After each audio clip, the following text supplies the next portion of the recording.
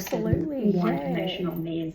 Yes. No idea what's going on there. No. Hopefully people will join us again. Yeah. Okay, I'll hand back to you. Yeah, no worries. Thanks, Vanessa. So yeah, as I was saying before, sometimes it's an individualized thing, and some people can't have MHT or HRT because they've had they've experienced estrogen dominant cancers before, or it's just a personal preference.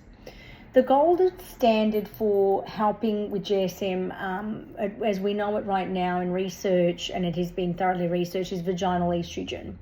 So we know that, your vaginal estrogens like Estopes, which comes in a capsule, and you insert that yourself. There's a little indicator that you can insert, or you can insert it yourself with your fingers just up to the knuckle, or Avestin cream, are both used intravaginally. So they help to increase the natural lubrication of the tissue and help estrogen to move back into the that area, into the vagina and into the vulva too. What doesn't happen with these is they don't work systemically. So people worry about taking these because they're concerned that if there's a risk of estrogen positive cancer in the family, they just don't want to take estrogen systemically, that it's going to bypass the liver and they're going to absorb some of it. That's not the case. What is the case is sometimes with the vaginal rings that are left in the vagina and can slowly disseminate estrogen over time, they can be systemic. But in the case of these, they're not. So we know that it's gold standard for GSM. A lot of my clients, I've recommended that they go on these forms of vaginal HRT, have felt that they're less burning, less irritation, urinary tract is not as upset, and that dryness isn't such an issue. So it's been a game changer for them. Systemic MHT and HRT, so that's where we're taking the medicated version of estrogen or even progesterone in the form of Prometrium, which is here in Australia and in New Zealand. We know that MHT or HRT will support sleep, and we know that it's really great for vasomotor symptoms, so that's hot flushes, mood swings, and overall vitality. So these do have to be bypass the liver, so you do get a systemic dosage of estrogen or progesterone, and that's something that you can talk to your practitioner about, obviously, to see whether you feel that you might be eligible to use it, or what your other options are. The other thing is looking at some low dose testosterone. That's been quite helpful for low desire, and you need to have this monitored. Just be mindful with using it that you can or are at high risk of insulin resistance and obesity issues, because there's that correlation there with overuse. But if you are monitored properly under this guidance of someone, that shouldn't happen. Other things that people are using is a local DHEA. Now, DHEA is an estrogen, but it's converted into estrogen once it is also inserted vaginally. So it's case dependent. It depends on the person. It depends on who can also prescribe it. But it is used as a hormone to restore the physiology of the vagina, and also to help with the tissue regeneration, which is lost at this time. And that's what we're targeting. So like Vanessa said, the lubricant is for the sexual intimacy and also the activity that's associated with sex, to make penetration easier, and also the desire and for orgasm, etc. Whereas this is a longer term, intervention, which helps obviously with the ecology of the vagina. It's not fixing sexuality. That you'd need to look at obviously what Vanessa does in her work. This is just supporting healthy function, and that's what I look at. So I've covered these in earlier as well. Here is an overlap, because you have to address these issues when we're looking at supporting vagina and the vulva, and obviously the microbiome of the environment, is to optimize your thyroid, really look at iron and ferritin, stabilize your blood sugars.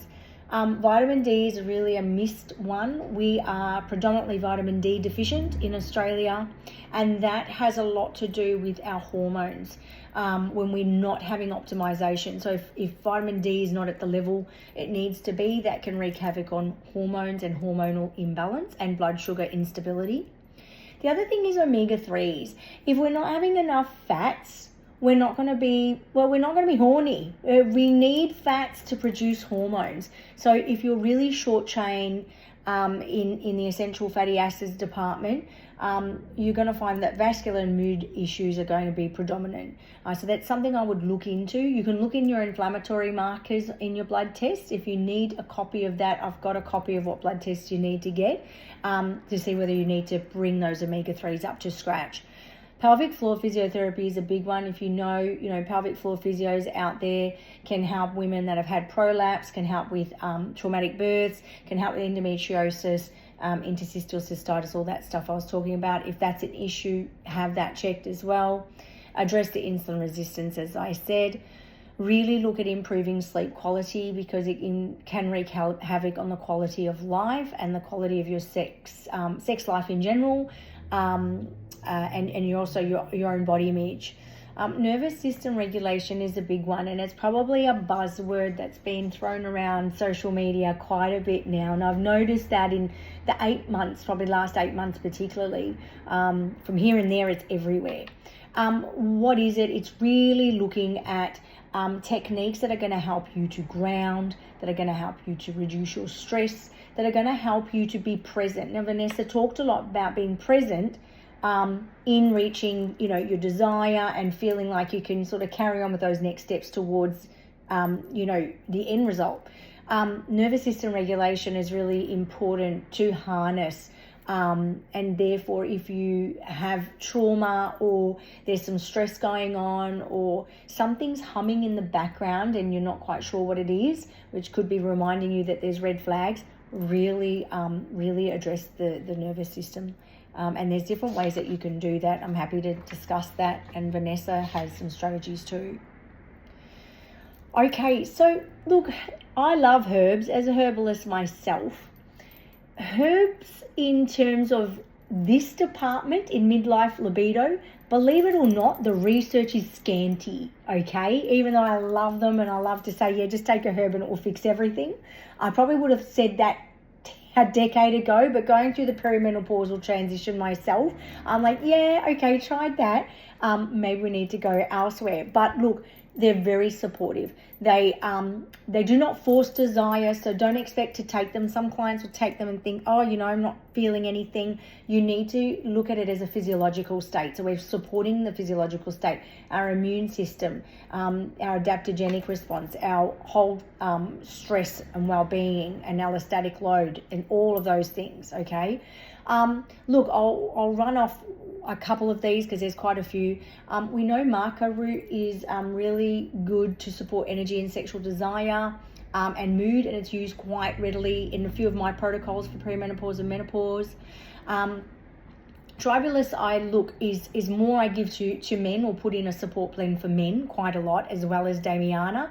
They're both for circulation. They both help with testosterone. Damiana's more of a nerve tonic. Shatavari is she who possesses 100 husbands.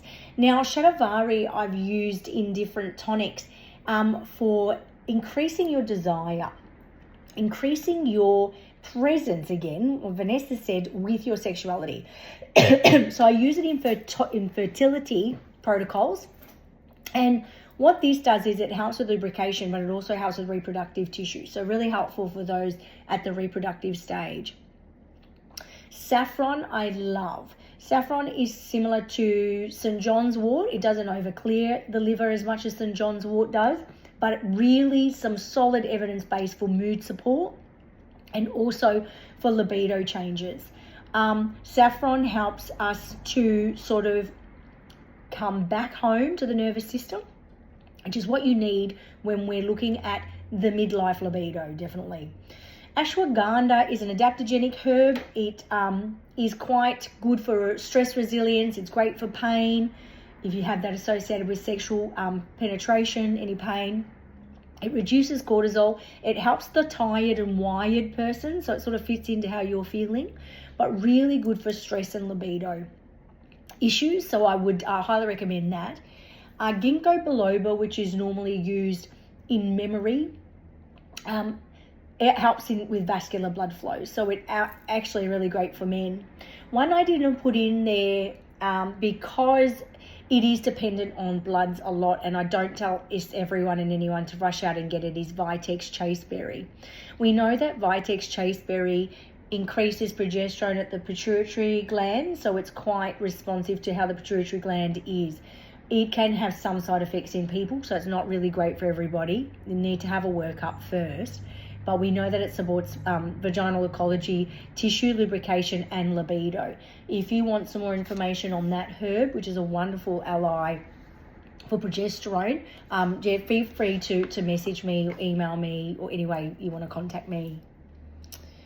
I love that you call these allies too. Yeah.